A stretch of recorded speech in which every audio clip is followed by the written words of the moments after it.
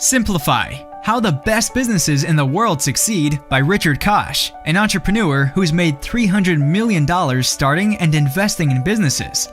And Greg Lockwood, founder of a London-based VC firm that invests in businesses with network effects. Why simplify? Rичард Kosh has been successful in business and investing by applying what he calls the STAR principle, starting or investing in companies that can become stars. The definition of stars is based on a 2x2 matrix developed by Boston Consulting Group. It categorizes businesses based on 1. Their market share position in a market, and 2. That market's growth. Companies with a leadership position in a high-growth market are stars. But how do they become stars? What's the common thread across companies like Apple, IKEA, Southwest Airlines, McDonald's, Google, and Uber? The answer is simplification. How to simplify? The authors have identified 2 ways to simplify. You can either be a price simplifier or a proposition simplifier. The former is about the science of cutting costs. The latter is about the art of delighting customers.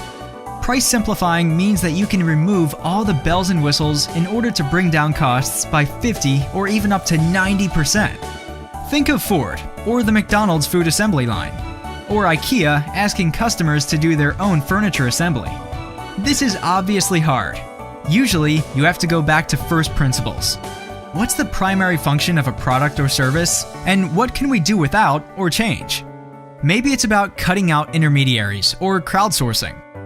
Price simplifying works because when you cut prices so drastically, there's exponential new demand coming out of the woodworks that will drive down costs and produce sustainable profits. Proposition simplifying, on the other hand, means that you create a product that's a true joy to use. Think of Apple and Uber. Here, the absolute priority is adding convenience, and the focus is on the user experience. It has nothing to do with cost. And in fact, when you proposition simplify, you can charge a premium for the convenience and delight you provide. So which one is better, price or proposition simplifying? And which one is right for you?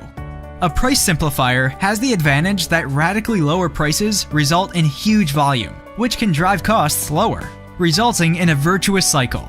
A competitor would have a very difficult time to compete unless they have extremely deep pockets and it's worth splitting the market. In contrast, a proposition simplifier enjoys fat margins, but is in the somewhat precarious position that they need to stay ahead of evolving behaviors and trends. At the end of the day though, for most companies, it's not really a choice. Rather, you have to figure out what type of simplifier you can be, based on your resources, skills, and capabilities.